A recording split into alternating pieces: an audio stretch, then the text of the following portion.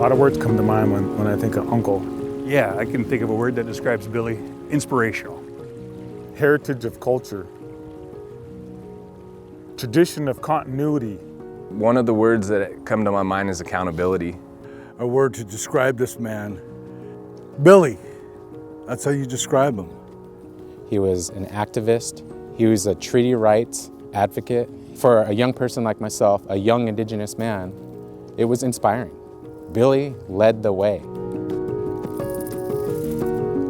Everybody who works on environmental issues today knows about Billy Frank Jr. He was an environmental hero. I was very fortunate to have such a good role model in both my mother and father, who talked about leadership, who talked about coming together and working together, and also spoke about protecting this environment, protecting this beautiful river that we have, protecting everything that Mother Nature has given us. So growing up on the Nisqually Reservation and growing up in this community of the Squalyups people of the river, that meaning alone has a lot of energy and just tradition behind it. Habitat, restoration, conservation, those are words coming from our people and what we've done over the thousands of years here. Every time I come out here to the Billy Frank Refuge, I always think back to my first job, bucking hay for one of the local farmers. Back then, the landscape here was a lot different. It was a field of hay. Since that time, the tribe has done a lot to remove dikes and bring this land back to its natural state.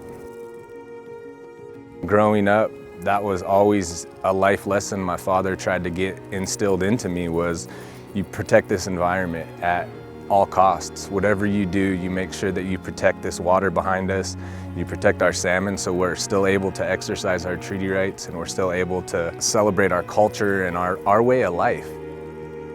The salmon need clean, fresh water, and that really is a way to tell how we're doing in life right now and how the environment and the ecosystem's working. When the rivers are clean, when the salmon are coming home, we know that we are healthier as human beings. His real intent was about trying to get Indian people to the table to help decide precise policy that supported Indigenous communities, that supported Greater Washington, that protected salmon restoration. I was on the phone right before we came down here speaking with Fran Wilsusan, one of our staffers at NWIFC, and she mentioned how my dad used to go over to ecology. He'd go over there and talk to him about co-management and talk about the importance of protecting the water, the importance of protecting the environment. He was known to be a great partner to the Department of Ecology, to other state agencies, and when you think about it, it really demonstrates such a strength of character. We have to be honest, government did not treat Billy Frank Jr.'s people well, yet Billy Frank Jr.